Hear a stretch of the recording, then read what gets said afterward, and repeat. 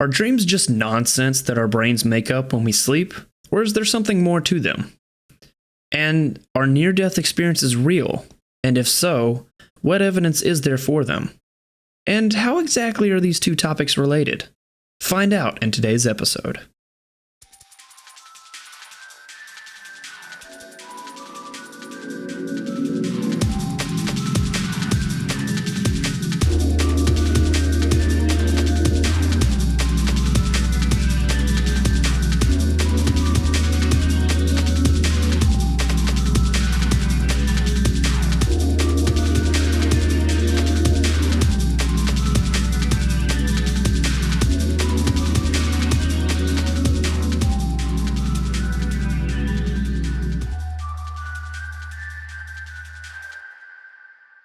Hey, I'm Bailey.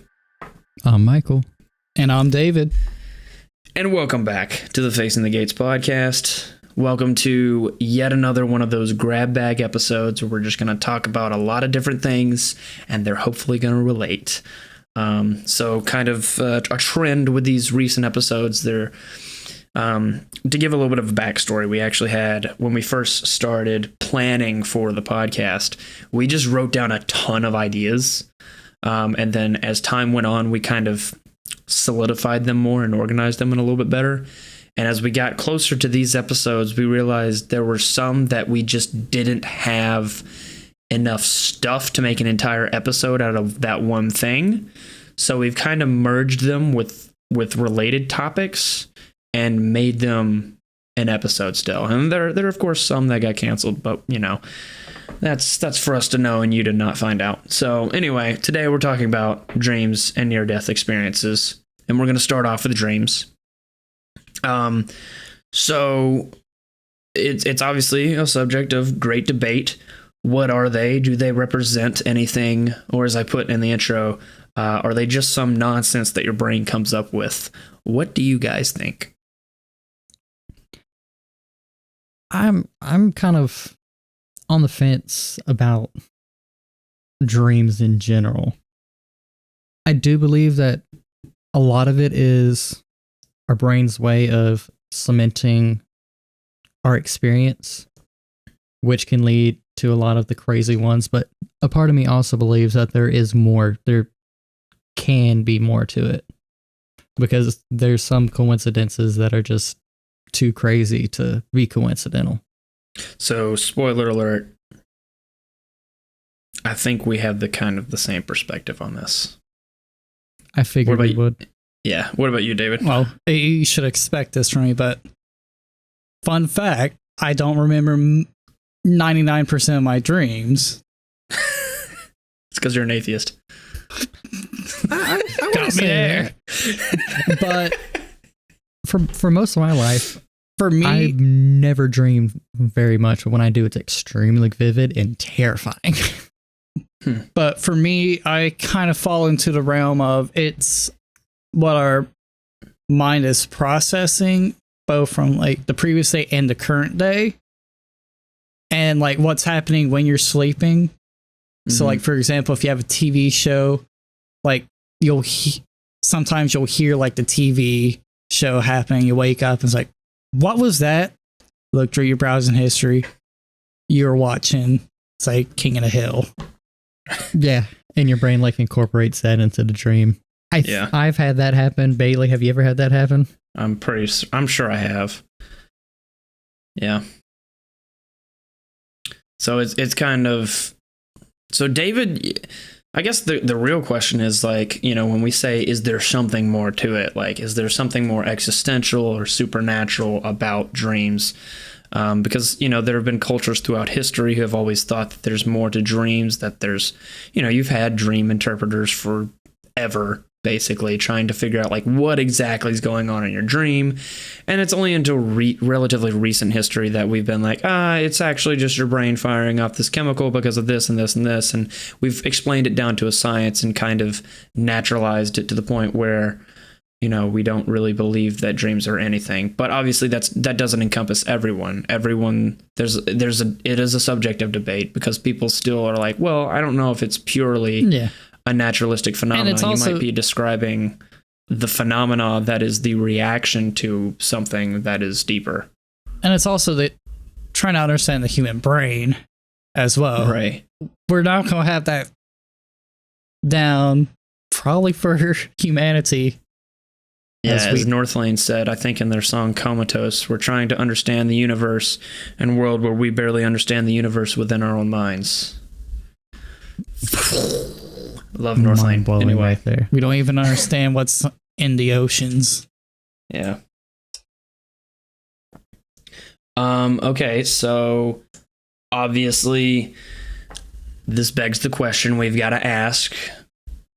Let's talk about some dreams. Have you had any weird dreams? Have you had any dreams that you think might be something more? Are there any dream stories you'd like to share before we get into the whole dream discussion? I have a big one. Oh boy. This is my first recollection of sleep paralysis, which, for those of you who do not know, it is where the chemical in your body that keeps your body paralyzed is still flowing, because that's a natural protective thing. When you don't have that, that's when you sleepwalk, where your brain is unconscious but the body is moving. It's kind of the inverse of that, where your brain's still dreaming and that chemical's still going, but a part of your brain, like your eyes are open and you're seeing your dream in real life. So whack, dude. Is it like sleepwalking? It's you're laid down on your bed, paralyzed, and watching your horrifying dream in front of you. That's pretty epic. The first recollection I have of this is probably the strongest. How long ago was this? It was after we had moved to Myrtle Beach in 8th grade. I was laying in bed, asleep. I want to say David was like on the Xbox or on his phone Call of Duty, something like that. And I'm just laying there. And I have no recollection of before. No dream or anything before. But it's like I go to bed, snap my fingers, my eyes are open, and I see this figure standing over in the corner, looking at me menacingly. And it looked like it had a face, but there was like no detail. It's kind of like a almost ghostly like type the ghost thing. of Christmas Future or something. And I'm not sure if you guys, I know you guys have played BioShock, but I haven't actually. Oh, sorry. You should. Good game. The part where you break the chains off. There were like chains on my arms, and I was doing my best to like shout out to David, "Hey, help, help, help, help. I don't know what's happening. Couldn't. Get me out of here." And it felt like I was screaming, but all David heard was,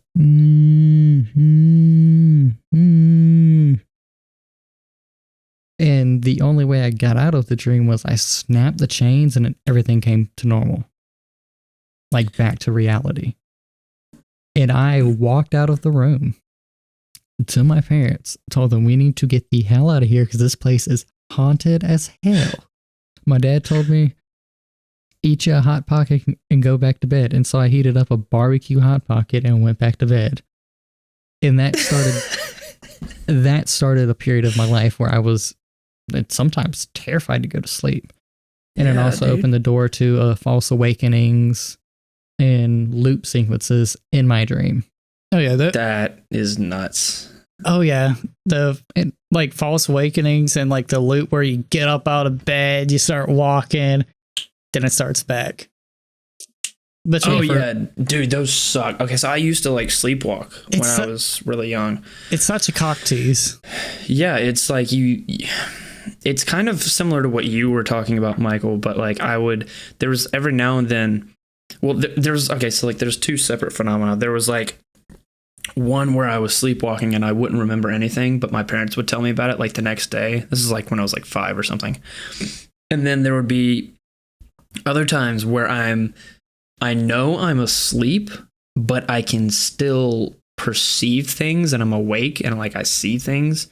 So like it was kind of like that thing that David was talking about where it's like you'll do this thing on loop forever and ever and ever and ever, and then you just forget about it, and then you wake up and you remember, oh yeah, like that did happen, and like you remember specific details about it happening. Have y'all ever that lucid did used to happen dreamed? when I was really young. Do it? And Y'all honestly, ever have y'all ever lucid dreamed? most, if not all of the dreams I have now, and this is a mechanism to combat the terror of sleep paralysis and false awakenings and things, is most of my dreams are very lucid. Mhm. Now, as of late, I've had a few where it's more like on rails, kind of, but most of my dreams, I say, I'm a very lucid dreamer, very active in my dreams. And that's what allows me to bridge the shaky line at times of what is real and what's a dream. Right. Yeah, a lot of my dreams generally tend to be like fairly what you would expect, like normal kind of dreams. I'll go through phases where I'll have like lots of dreams, and then I'll go through phases where I won't remember any of them because, you know, you technically are dreaming a lot. It's whether or not you remember it. Yeah, so on that topic, I had a very interesting dream story I'd like to share with you. And this is going to get very existential and deep, so prepare your butts for this one. So a few weeks before I moved, my mom sat me down and told me about her friend's dream. And I'm just going to quote it verbatim. I got her to send me the screenshots of it so I don't screw it up. This is my mom's friend speaking to my mom. And this is, quote, I had a dream about a basketball game that you and I were going to, and your mom, my grandma, showed up at my house to go with us. There was a bear in the house that ran out, and once he was on the ground, he had a baby blanket around him, and then he looked at us, and it was your son and a basketball jersey. Your mom was so happy to be with you two and kept saying she loves you, end quote. Now, for context, my grandma used to call me Baby Bear. Also, the jersey I was wearing in the dream was orange and white, which is Tennessee colors, where I would end up moving. Continuing, quote, your mom was definitely there for something for your son. I know she drove a long way to get to him. She didn't say much, but she wanted it to be known that she was there for him and she loves you very much. She also asked me to be in prayer for him, end quote. And so this was a dream that I was told about before moving. And yeah, it was very interesting. Quick question. Okay. Was this before you knew you were going to move to Tennessee, or This was after I knew, but I don't think anyone else knew. okay? So I mean, like my mom knew, but I don't think like our friend knew. I love how crazy our brains are. Well, that's the kind of thing where it's like, there's no way, from my perspective, there's no way that was a natural phenomenon.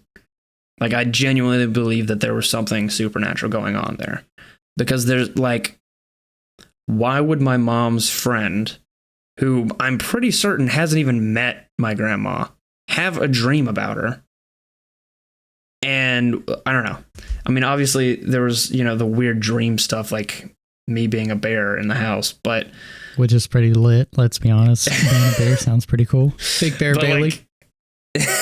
But like breaking down, I guess, the symbolism behind it, like, because that's how dreams work, is they use archetypes and symbols to kind of convey a message. And a lot of the times we think like, oh, well, this is just nonsense because it's just a bunch of strange symbols that we don't understand.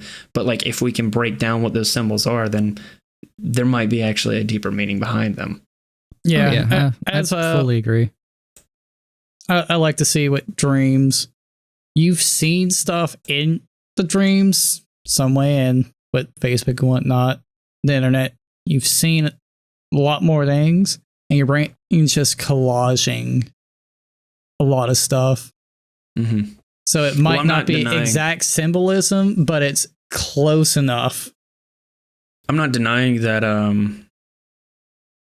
that your brain consolidates a lot of information when you sleep and compartmentalizes it, and sometimes that manifests in dreams. But I do believe that, which we'll talk more specifically about this as it goes on, I think there's kind of a blend between like a naturalistic phenomenon and also like a spiritual phenomenon, and sometimes it's more one than the other. But just to, I guess before we go on, to clarify, basically Michael kind of agrees with me on that perspective. David, are you saying that it's basically just natural brain chemicals, that there's nothing weird, nothing special, nothing spiritual? It's just brain stuff. Yeah, at least from what I've experienced, and I know, Yeah. But as I say, I don't remember 99.9% of my dreams. Right. Quick question for you, David. Yeah. Is that without a shadow of a doubt? Or is there still that possibility that... Oh, like how confident are you in that belief? Yeah. Could be something more. As I've said before with things, there's a chance it could be, but at least from what I know, and my mind is like pretty much. Because, you'd be stupid to say you can't be wrong. And that's why we need to get an even more edgier atheist on the show, Bailey. David is too agnostic in his atheism. Yeah, he what's the word? He doesn't quantify like how certain he is. He's just like, yeah, I'm pretty certain. But like, well, is that like 99% certain, or is that like a 60% certain? What does that mean? Yeah, but if we're all being honest with ourselves, we all accept that in life there's chances that we're wrong about certain things. Right. And I appreciate that David's honest about that there, because we could get one of them edgelords like 100% certain, bro. I mean, we can go to Reddit or 4chan or YouTube and find one. Oh yeah, they're in our comments sections. I've seen. Anyway, what was I going to say? Oh yeah, I wanted to ask you because this is not me using my dream. It's not even my dream, but the dream that I just explained. Not using it as a weapon, but how do you explain that? How do you explain people that aren't in interactions with other people appearing in other people's dreams, and somehow through sheer coincidence, a lot of symbols lining up with reality? How do you explain that? Well, say with like, for example, her seeing your grandma, and you said she probably never even met her. Right, because my mom just got this job like a year ago, and my grandma passed away like close to a decade ago. Yeah, well, let's say like they're friends on Facebook. And my mom and the friend? Yeah. Okay. Because I've had this happen with a dream before, like, oh yeah, this random person on Facebook, their relative, like, and my brain just like, oh yeah, take them, put them in the dream. Now to explain something of that, not sure, because I'm not a scientist with brain stuff. How about like the part where like I'm moving to Tennessee? Yeah. And that was the color of the blanket or whatever. Like how the orange and white. What? Orange and white could be Clemson, and it, as unless it's explicitly. Does Clemson have a basketball team?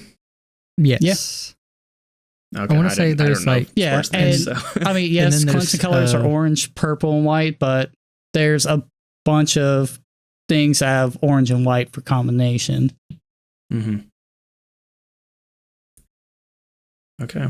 Yeah, so not discounting your interpretation, because you could be right. I could definitely be wrong, but that's how at least I see it.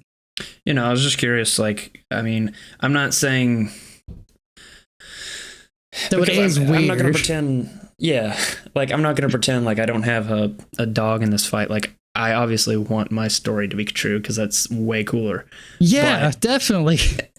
But also, it's, I think your explanation, it still makes sense. Even if I think it's a little bit of a stretch, but I think it can make sense. And anyway. Yeah, and it's the brain. Who knows? Exactly. Right. Yeah, consciousness and the lack of consciousness is a very fickle thing that we still don't fully or ever will fully understand. Yeah. So in ancient times, dreams were viewed as symbolic prophecies of the future. The Bible references this precedent in culture. So, for example, in Genesis chapter 37, 40, and 41, Joseph, son of Jacob, yes, the coat of many colors, became a dream interpreter of sorts through the power of the Spirit of God, aka the Holy Spirit. It's kind of the Old Testament prefiguration of the Holy Spirit. In chapter 37, he had several dreams where people bowed down to him. First, it was his family, then the sun, then the moon, and stars. In chapter 41, after being exiled by his brothers who were jealous of him, he interpreted Pharaoh's dreams. Pharaoh found Jacob to be an honest and holy man, so he promoted him to become the right hand of Pharaoh. In 41-43, everyone was commanded to, quote, bow the knee, end quote. Similarly, in Daniel 2 and 4, Daniel was called upon to interpret King Nebuchadnezzar's dreams. Like Pharaoh in Genesis, King Nebuchadnezzar had called upon magicians and soothsayers to interpret his dreams, but to no avail. Finally, Daniel is called upon, who alone does not have any special sort of power, but ascribes the power to God to interpret dreams. The king's first dream is good news, which is prosperity to the kingdom, and the second dream is bad news, which is destruction of the kingdom. And these dreams eventually lead the king to praising the God of Israel. So, obviously, we can go on and on. We could talk about Revelation, which is like a dream / vision. There's all kinds of precedent in the Bible, Old Testament and New Testament, of like dreams being seen as prophecy. And throughout history, people have seen dreams as something more than just a mental phenomenon. Yeah. I'll let you go ahead. And I can't remember the guy's name.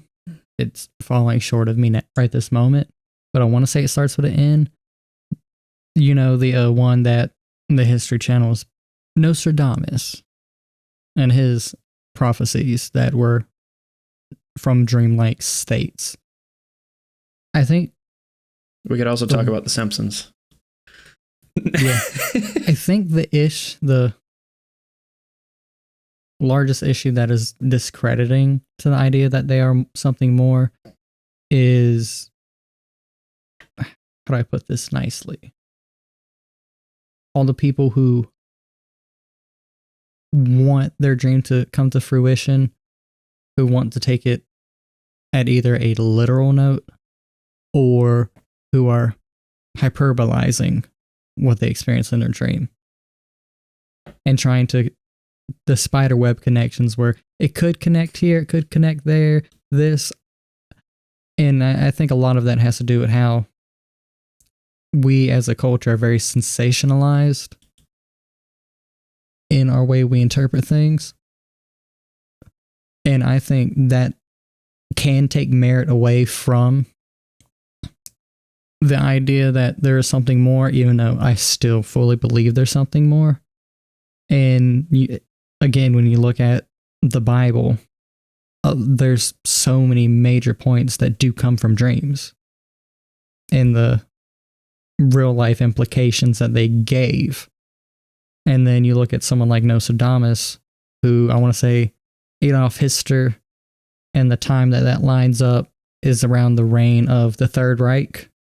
Mm-hmm. And granted, the last one wasn't true because it was, I want to say, they were trying to correlate it to 2010s, and we're already past that. Could be wrong, but if I remember correctly. How about you, David? Yeah, I mean, I think it you're kind of going on like with say the problem with doomsday prophecies. So someone will always come up with one and say someone could be right, but it's been discredited. Right, yeah, but I mean, Jehovah's Witnesses have said 5 different dates. Yeah, pinpoint dates, and we're still here. Due to all the kind of false prophets and everything, it's been discredited as a possibility. Yeah. So just to kind of tie this back into something we were talking about in the last episode, because Michael mentioned people have a natural inclination when they have a dream to kind of explain it and want to know, like, this means this and this means that. And yes, in some sense, that does kind of discredit things when you're just so oversaturated with interpretations of dreams.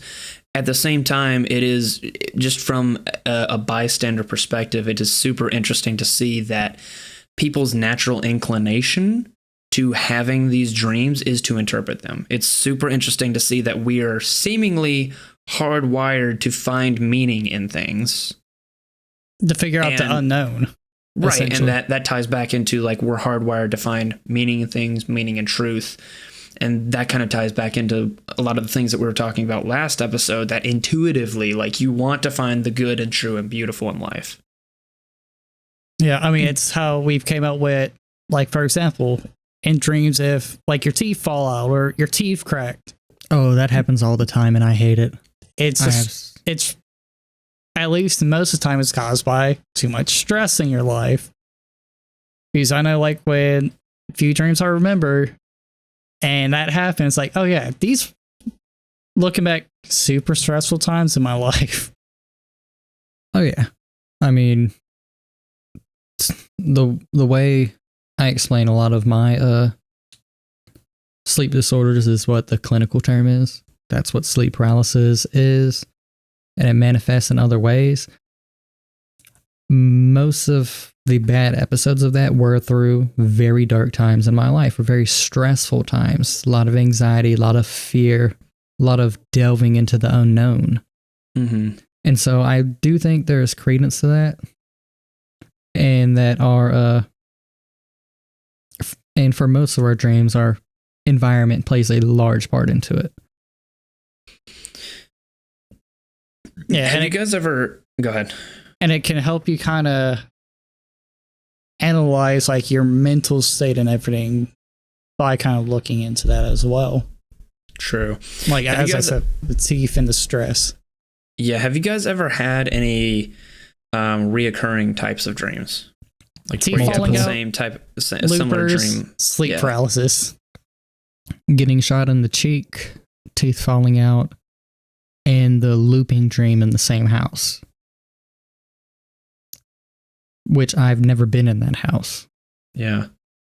There have been times, I mean, I haven't had any repeated dreams recently, but, like, I remember when I was, like, in my young teens, maybe, I would have, like, just the same kind of dream over and over again, like, where I'd be at the same place investigating the same thing in the dream, but doing it in a slightly different way. And part of this is just indicative of the fact that I was playing too many video games. So, like, I would be dreaming that I'm in Luigi's Mansion, but it's a little bit different.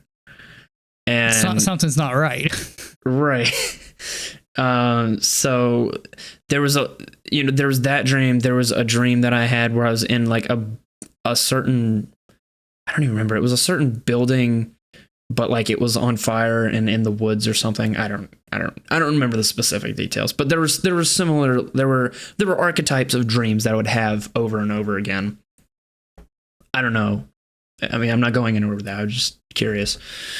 Oh yeah. And to add on to that, that's why for me, a large thing that helps me with that and kind of attempt to wrap my head around it is learning how to lucidly dream, where you know you're in a dream.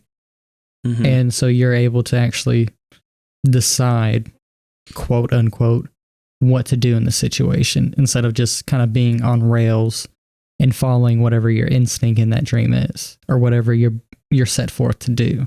I I met a guy, you guys might have known him. He was in middle school who would try and be like, I know how to control my dreams and I can teach you how to do it in 5 steps. It's like, you got to eat this and drink this, then you got to sleep like this and you got to induce this. And I'm like, anyway, he was an insane person. But, I have heard that like you can kind of control your dreams if you do certain things, and I kind of want to figure out how to do it. Maybe I don't. Fair warning. I actually tried that like around that same time because it's like, oh, cool. Yeah. And if you mess up, you can have sleep paralysis. Yeah. But you can also tell yourself, hey, wake up, and you just wake up. Yeah. And a lot of it for me was more of a coping mechanism to control the feelings that came from these experiences.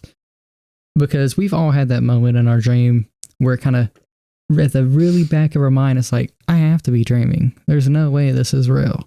Yeah. And then you can't wake up because you're like, I know I'm dreaming, but I can't wake up. Yes. See, in my mind, it's, I'm dreaming. I need to wake up now. I'm probably late for something. Yeah.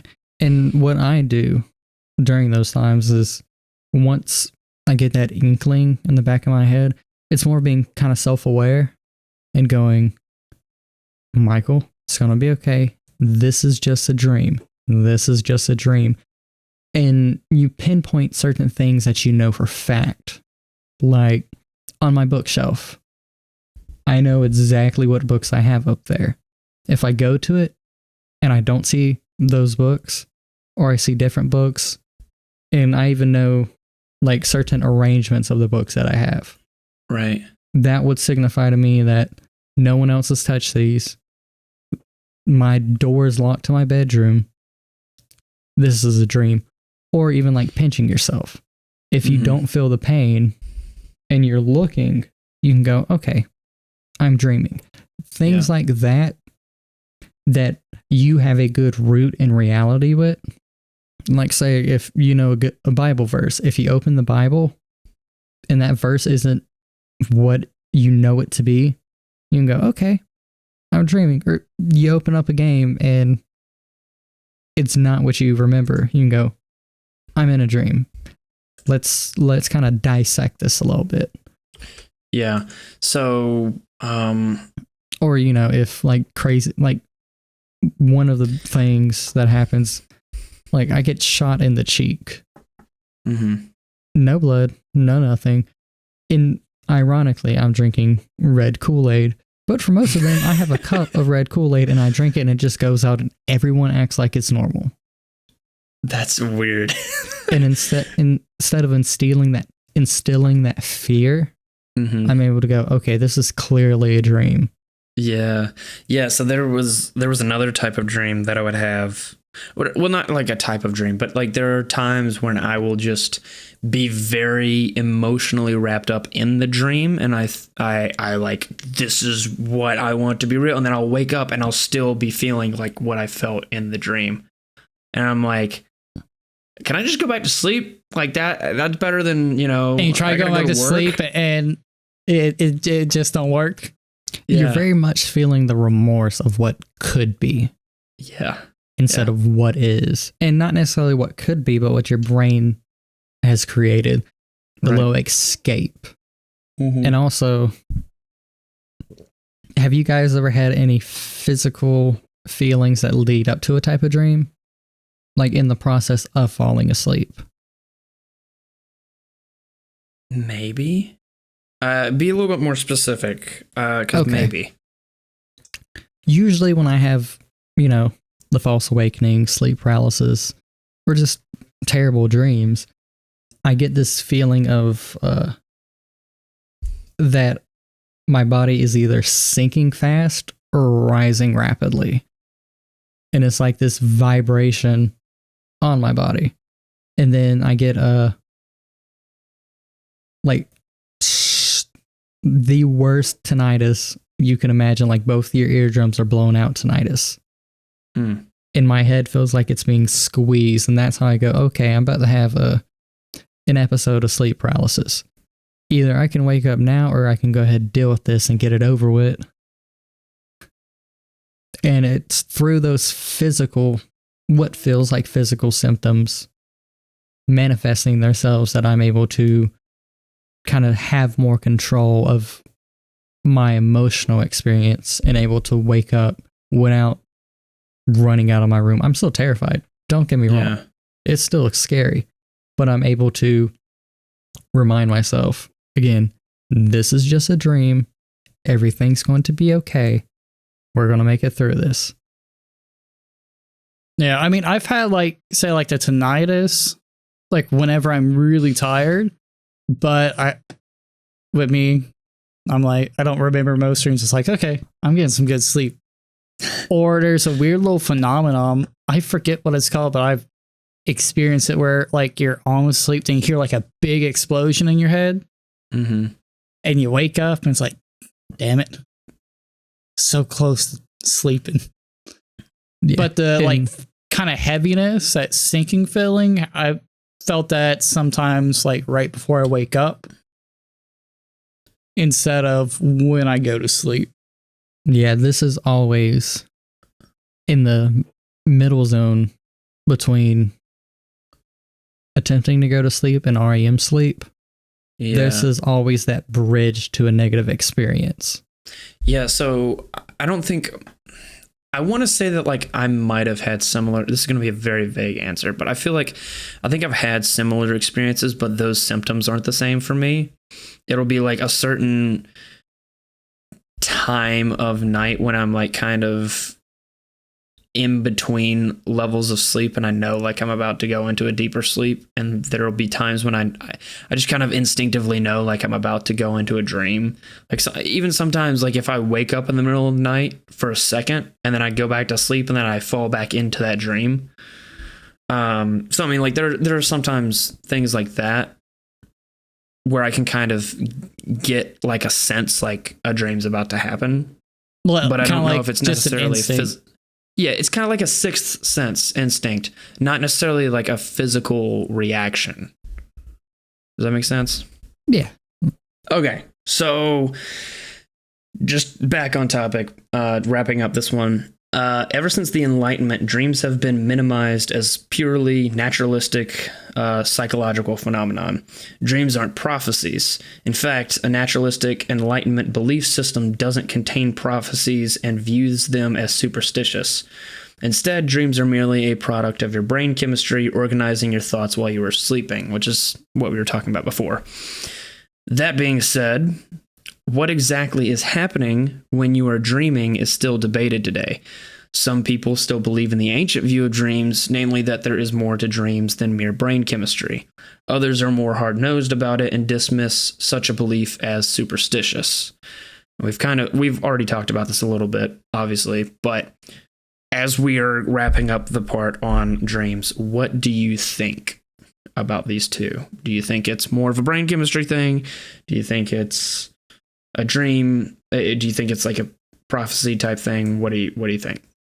With my experience of dreams, I'd say for the most part, I'm going to add a number so to get an idea. Let's say 90% of your dreams is just your brain's way of recollecting and kind of filing everything away in that you have an experience. I'd say the other 10%, there is merit that there's something more there, whether we know it or not. And it's hard to say, especially when it comes to something as fickle as the brain, 100% without a reason of a doubt to me that it is, but I believe that most of our dreams are probably just chemicals going away, but the other parts, there's something more to that, if that makes sense. So little a, little b, I don't think every dream's going to be something more to it or an experience or, because we don't even remember all our dreams. Mm-hmm. What about you, David? You know where I land. It's all natural. There's no supernatural does not exist. I'm David. I hate everything. That's what you're There's gonna say, no right? sugar in his tea. Well, I don't hate everything, but You hate most things. no, I like a lot of stuff. Really? There's a lot of stuff to enjoy. Okay. But yeah, but pretty much it is. I see it as like the brain kind of collaging stuff, handling different stresses and stuff like that, or sometimes it's just completely random. Teeth falling out. Yeah, stress. Jumping off a building. I don't know about that one.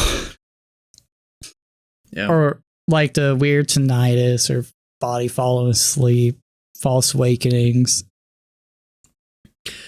Okay. Well, again, we've probably all answered this question at least once in this episode, but as far as like, is it like a supernatural thing or is it like a brain chemistry thing? For me, porque no los dos.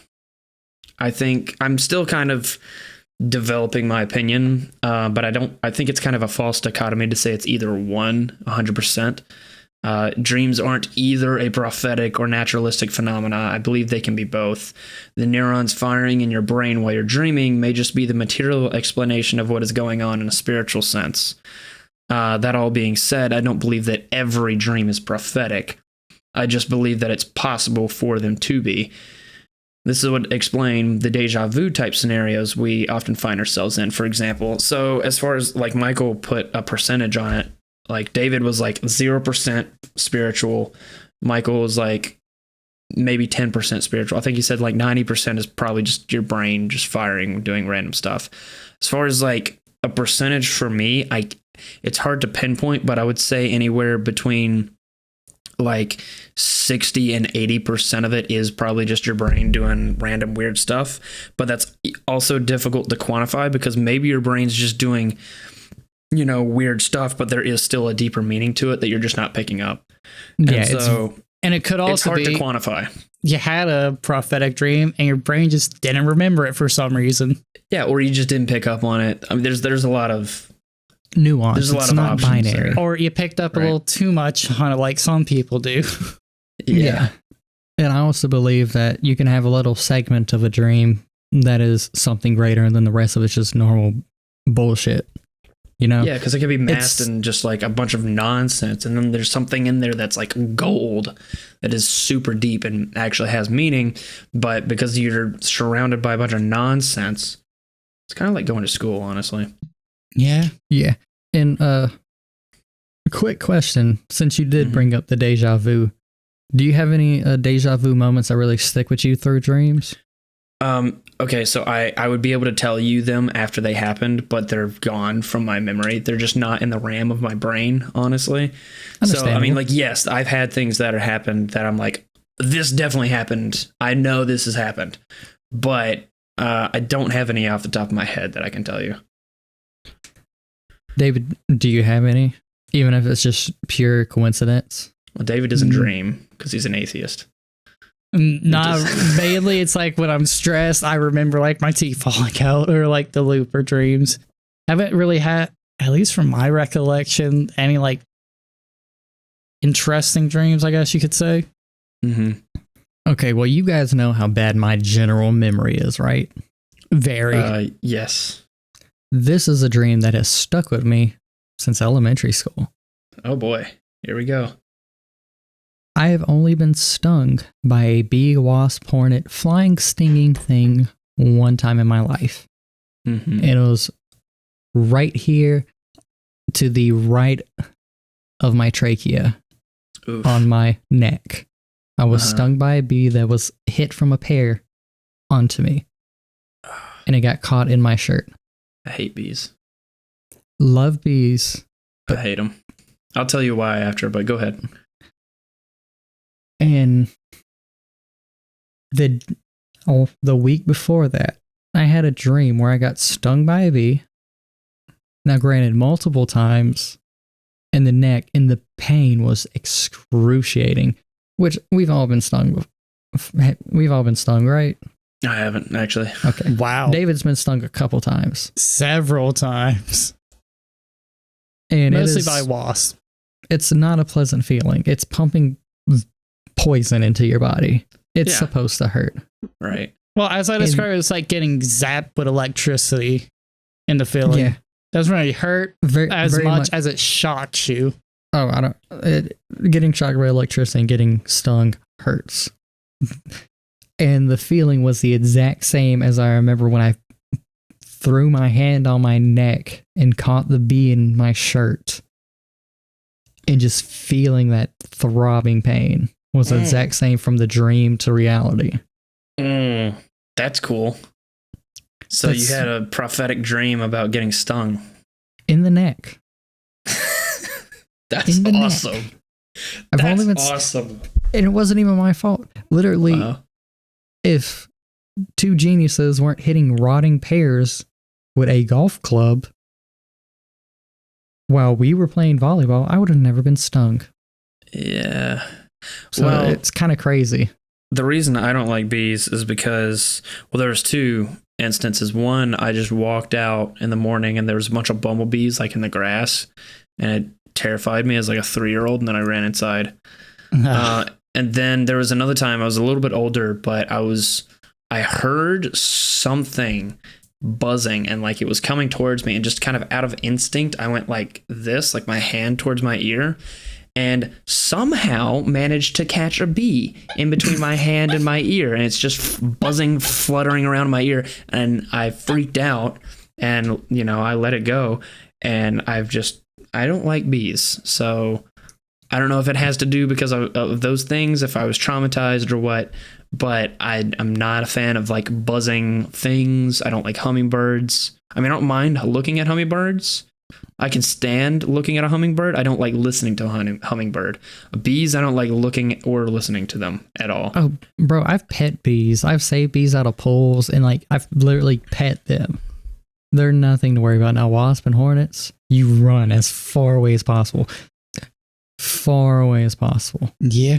Far away as possible. Actually, I lied. I've been stung twice, but only one time by a bee. The other was a wasp, and I got stung in the booty. Yeah. Wasp, yellowjacket, I got stung in the hand, and it ended up, I got stung while doing back when I did landscaping, lawn care, stuff like that. And my hand naturally clenched, so I'm just squishing a stinging yellow jacket on my hand and trying to pry my hand open. Ow. Yeah, I don't like bees, so I stay away from them, so I've never been stung. It's pretty amazing. To state how strong that memory was, literally the second time I've been stung, I was supposed to come hang out with you and David. Oh, yeah. And that was recent. And I totally forgot about that. That's how non-powerful that was, but how powerful that dream and the correlation to real life was. Okay, well, let's get off the bee topic. So let's wrap up here on the dreams thing. Is there anything else we have to say on dreams before we segue into near-death experiences? Because they're sort of related, but it is going to be a little bit of it's a new thing we're talking about. So let's wrap up on the dreams. Essentially, as I said, I do believe there is something more to them, and I've had too many coincidental experiences to not believe there's something more to them. Mm-hmm. And I will stand on that soapbox until I die. Cool. Yeah, I think I agree. It's just like there's something more to dreams. I just don't know. I don't, and this is going to be like a non-answer for a lot of people. Like, is there something more to dreams? Like, yes. What it is, I don't know. I can't pinpoint it. It's one of those unknown things. Like, I do believe there's more to dreams. I don't know how much of our dreams are like actually like a spiritual thing, versus how much of it is like, a naturalistic thing. Yeah, a lot of it is unknown, but it's like a little bit of both for me. And then David's just like, no, it's just a stupid thing your brain does, right? I mean, kind of.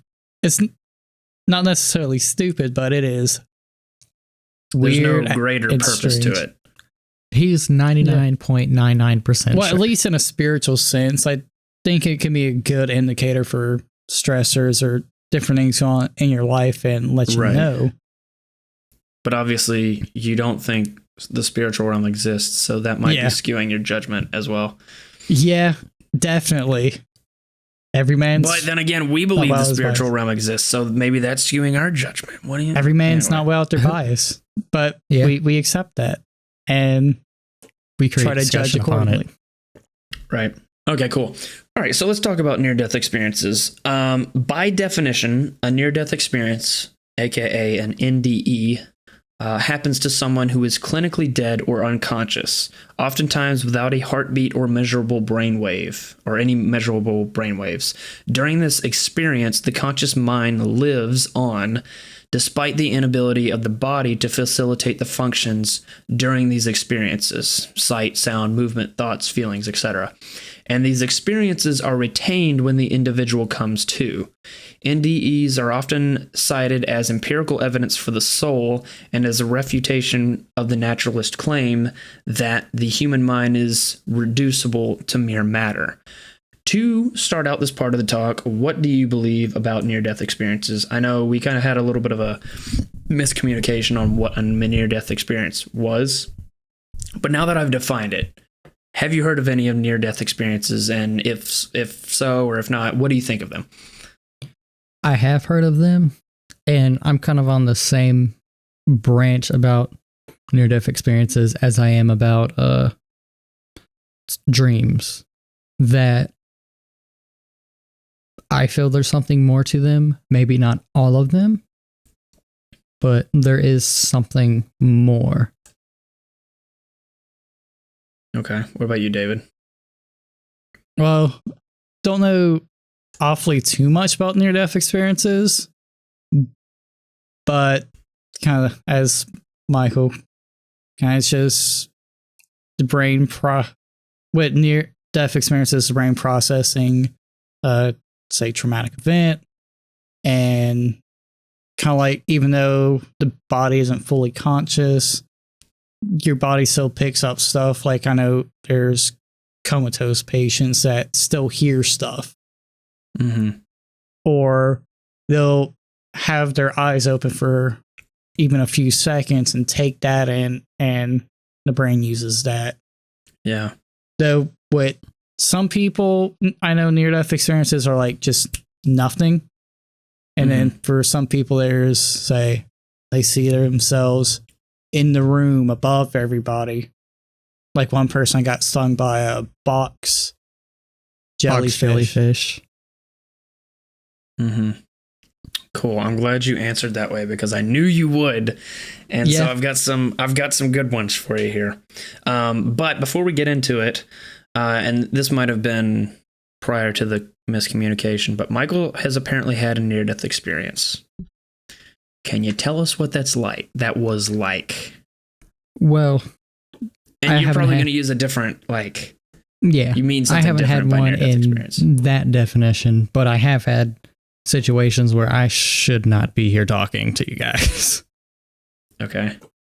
I've been hit by 480 volts of electricity through a main power line, which, if you guys know enough about electricity, that's more than enough to off you real quick. Most people, there's no coming back from that. It's sheer luck if you survive. I've also been shot at enough times and looked back and see where the bullet barely missed me. And so to me, that's kind of what that is. It's more of a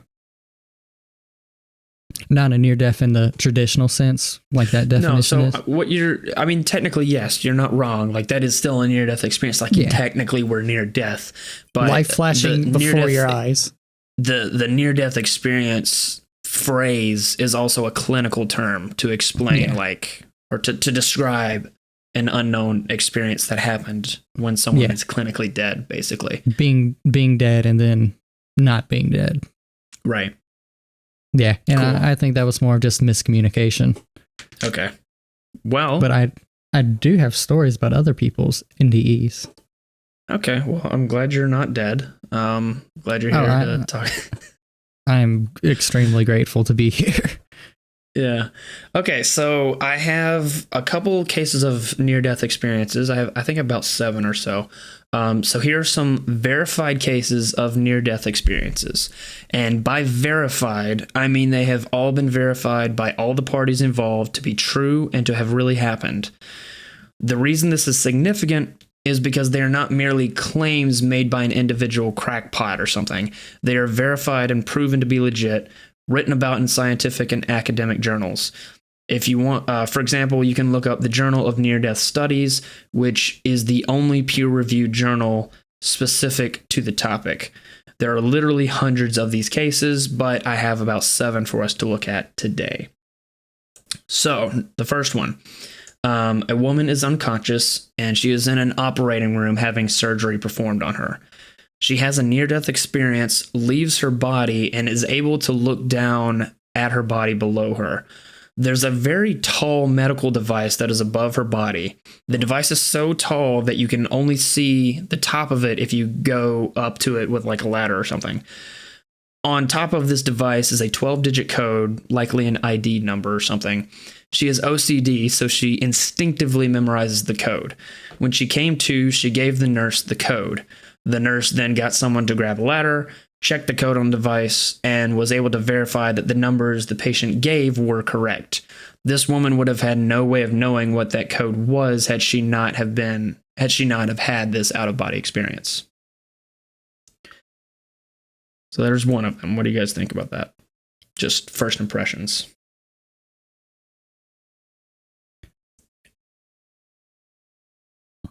Again, it's kind of like with the dreams, where I do believe there could be something more, but who am I to say there is or isn't? Because I didn't experience that. But I won't know until, the end, or if I have an experience like that, which, Lord, don't give me an experience like that. That sounds terrifying.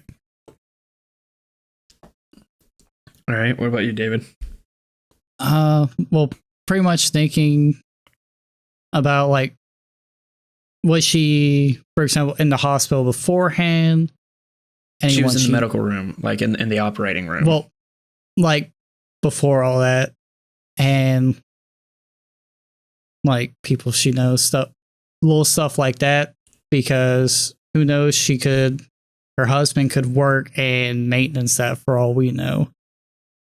Not saying that's the case, but kind of things, because, you could hear a weird little conversation, memorize that, hear that code, and if you're OCD about it, not kind of thinking about, remember that. Or like if you're under and someone's talking, you might pick that up. And kind of weird stuff like that.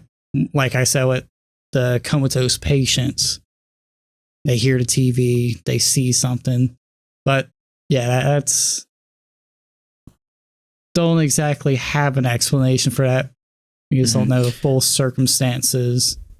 Yeah, so I mean, obviously, technically you're right, there could be information that we don't know, but that is the thing about these cases. They have been verified by everyone involved, that like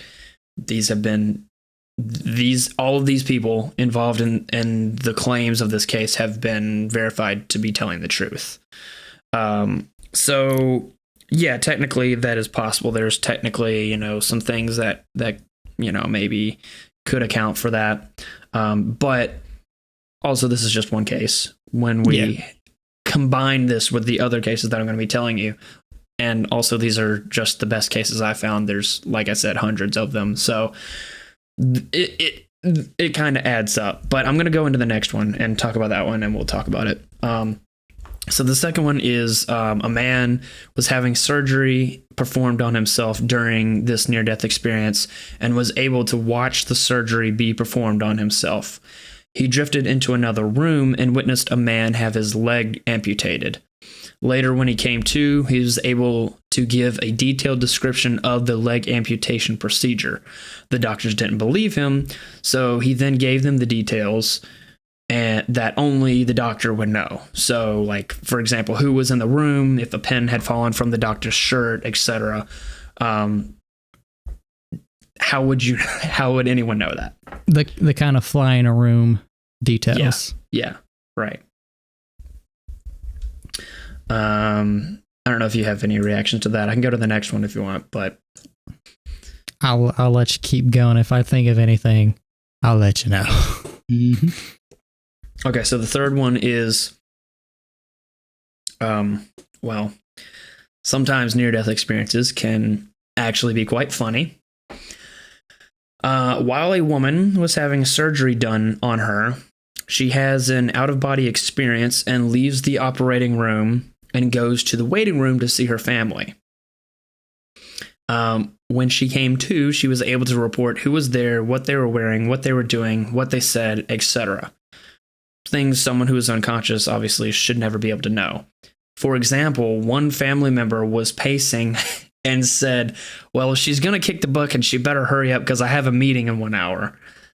She confronted this family member and asked if he really said this, and he was caught red-handed, and the entire family was a witness to this. So there's another one. What a dick. Like, that's all I can say is what an asshole. No, I mean, if you're gonna do it, make it quick. I got somewhere to go. I gotta catch my soap opera. That depends on context, because as we say, like, one of our family members is late to everything, they'll be late to their own funeral. Mm-hmm. All right. But still, that's a real dick move right there. Yeah. Yeah. But might have known that they're a dick, and that would be something they would say. Right. True.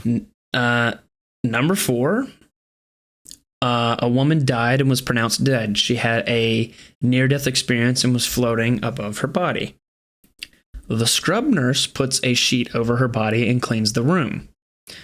A medical doctor comes in, closes the door, and begins, quote, doing things with the nurse that the medical doctor should not be doing with nurses, end quote.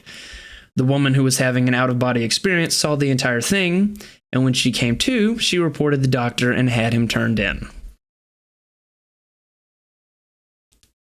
Michael's making faces in the camera, but no one sees it, so yeah, no one will.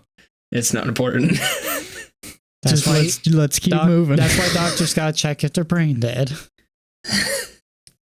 But she was dead. She was like actually dead. She was clinically dead. Well, we've obviously seen that clinically don't mean shit sometimes. Yeah. There's been people who have clinically dead and came back alive in the morgue. Yeah. All right. Well, number 5. A nurse is getting off work. She changes into a dress and puts on a pin she borrowed from a friend.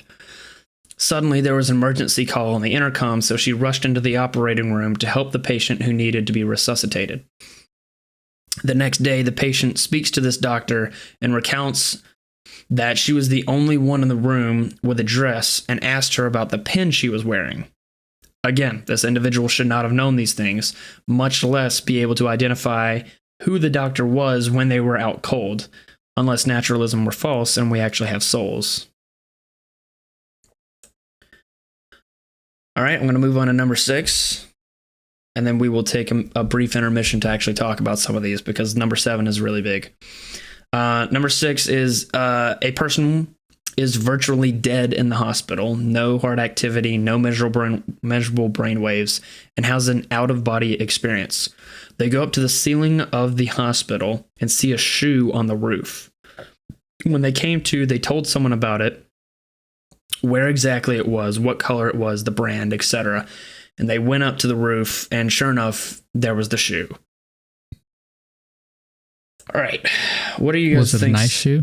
I don't remember. I don't know the exact details, but what are you guys' thoughts so far on the near-death experiences? We'll go into number 7, and then we'll kind of conclude the near-death experience stuff. But yeah. I mean, I've read and had people tell me similar things, and I'm still kind of where I stand on it. Mm-hmm. Yeah. I don't deny that there can be something more to it. I believe sometimes there is, but there's some details that, like when we were talking about dreams, that some details could come from outside, because it's obvious they weren't dead, because they may be clinically dead, but there's still something there because they're working on the person. Right. Yeah, kind of remind. There's a difference between clinical death, brain death, and actual death. Actual death is when, we put you down. Brain death is where everything else is working, and clinical death is just a representation to say that this person's dead.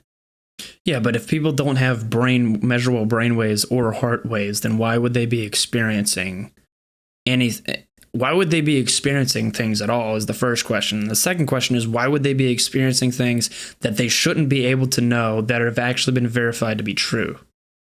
Yeah. And that's why I'm still processing.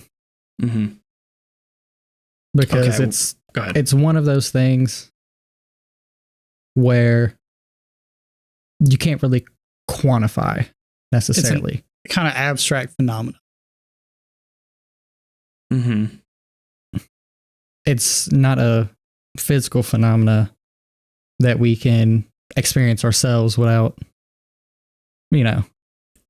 going through dying and then crossing our fingers and hoping that, oh shit, I hope I make it out of this one. It's like true. It's like the question, what happens after we die? Obviously, in the Judeo-Christian mindset, you go to heaven, but you don't really know the exact process. If that makes sense. Mm-hmm. Because you could wave to your body bye and go on up, or there could be, you just snap your fingers and you're at the gates. We don't know. You can't really physically quantify that. That's more of something you have to experience. Mm-hmm. Yeah. Like love, hate. We can explain those emotions, but unless you experience them, it's just words. But I do believe that, again, there is something to these, but it's hard to wrap your head around. All right, so I'll go ahead and give you the last one. It's a little bit longer, but if the others didn't impress you, this one will. A 7-year-old girl drowned and had no heartbeat for 19 minutes and no measurable brain activity. In the emergency room, a doctor attempts to resuscitate her. They were unable to bring her back, so they put her in the ICU. 3 days later, without any further attempt to revive her, she just woke up. When the doctors who tried to resuscitate her came in, she said, "You're the doctor that saved me. Thank you." And then she asked, "Where's the guy with the long beard?" So the doctor brought in the other doctor that she was referring to. They sat, talked with her, and took notes for 1 hour. She was able to draw a picture of the emergency room, show exactly where everything was placed, and then she described what the doctors did to try to revive her. She also claimed an angel named Elizabeth came to her and took her to her house where she saw her family. She was able to talk about what her little sister was doing, what her little brother was doing. She said her dad was in the recliner and her mom was making dinner, etc.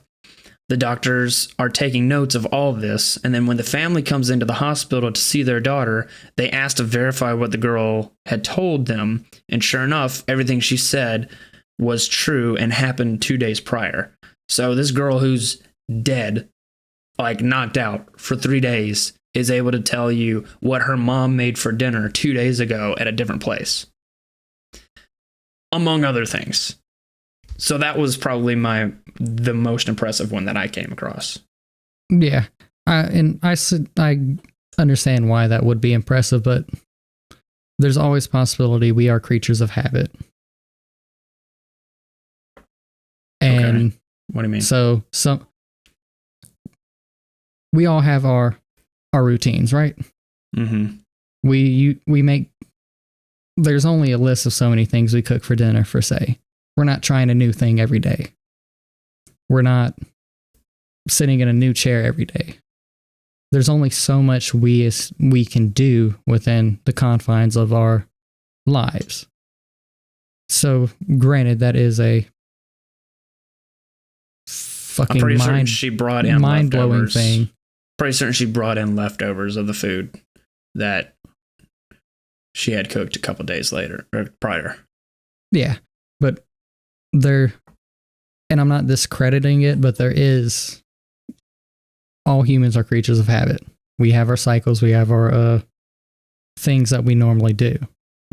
And so, granted, that is mind-boggling, and I think there's more to that. But playing devil's advocate, there's only so much we as humans do on a normal basis. If that makes sense. Yeah, like Taco Tuesday with your red dress and your fuzzy slippers. Or David and his mac and cheese or potatoes. Flip a coin. Flip a coin, David. Which one is it tonight? Neither. Because it's not Tuesday. Yeah. Oh, what are you actually eating tonight then, David, if I may ask? That's not potatoes or mac and cheese. A pizza. Ooh, Well, first shocker. I'm eating some nice good sleep. And then I'll wake up and cook my pizza.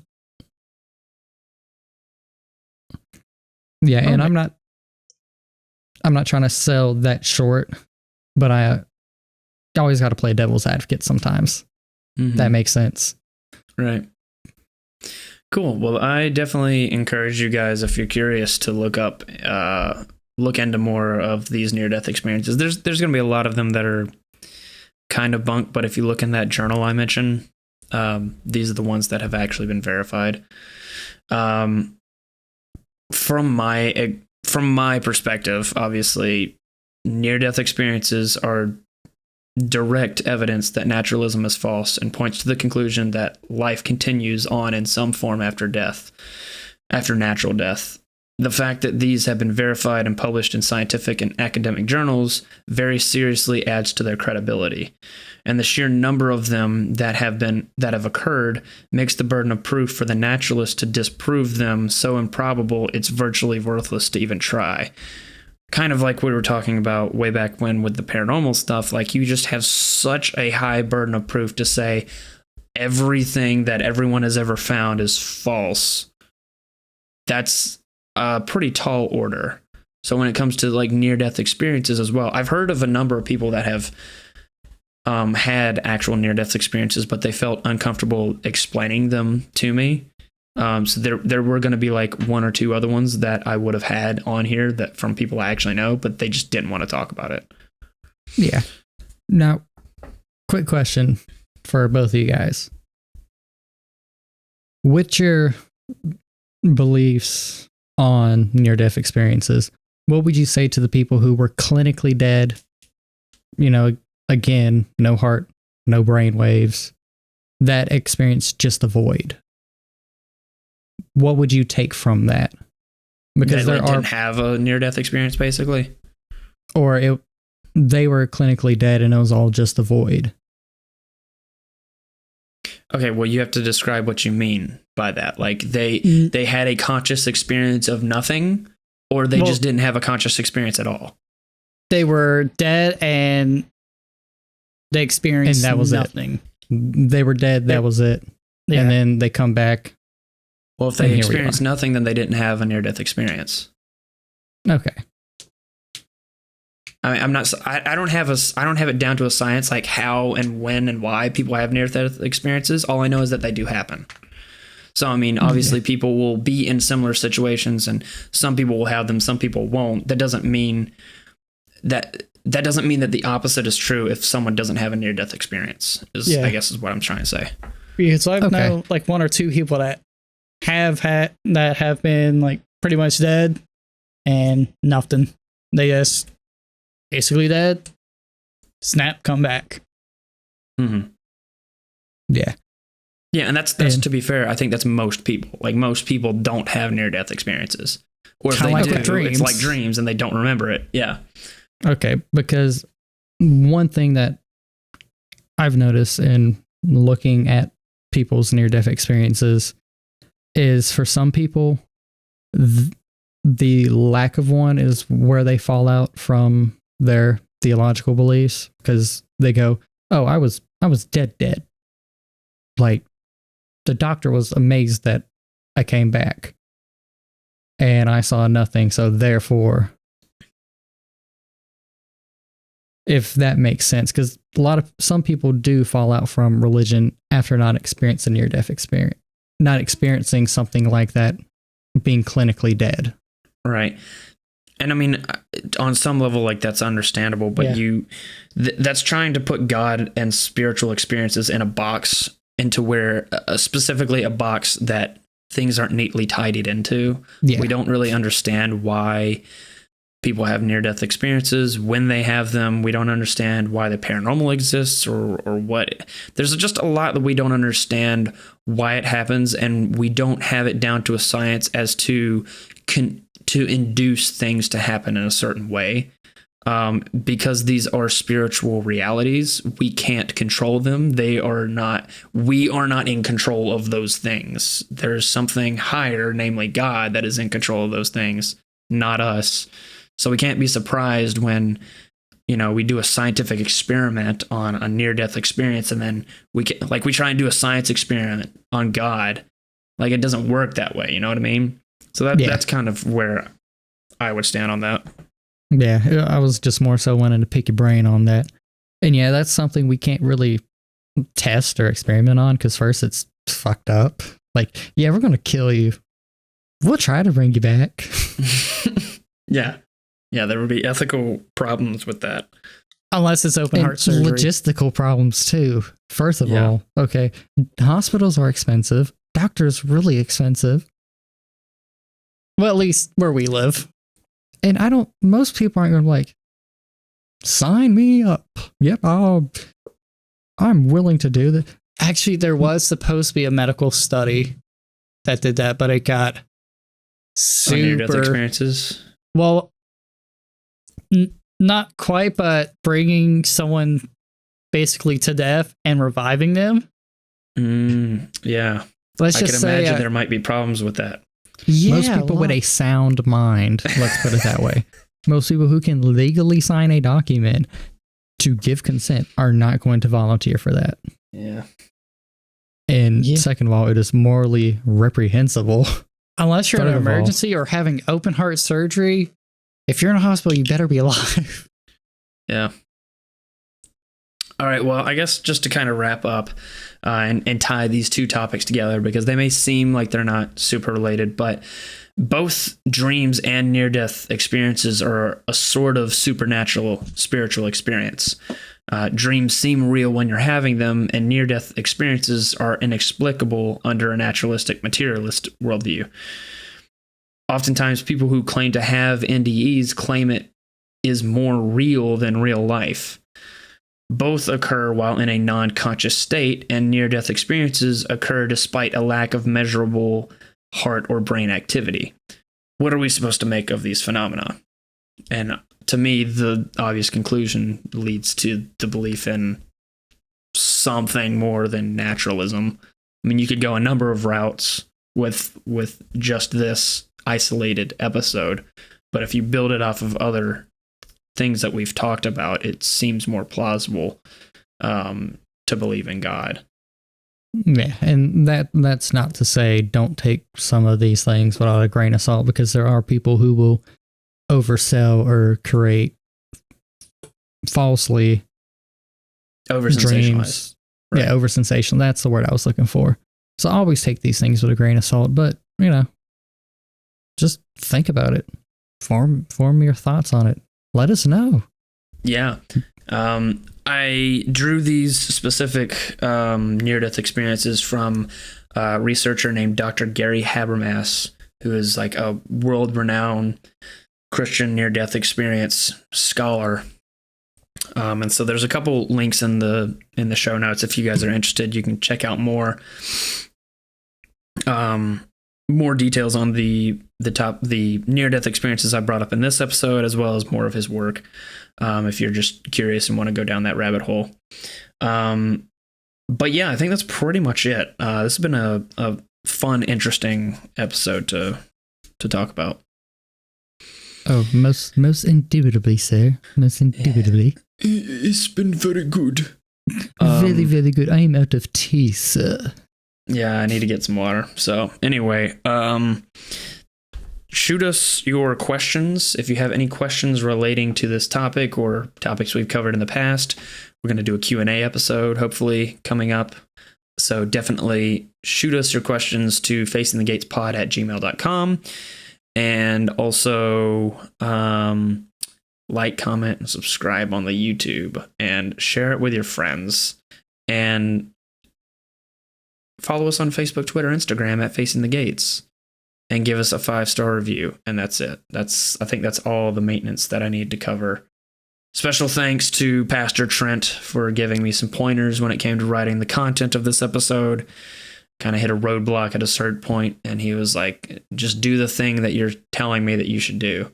And so I did. And then now you've heard the episode. It's do great. it. You should do it.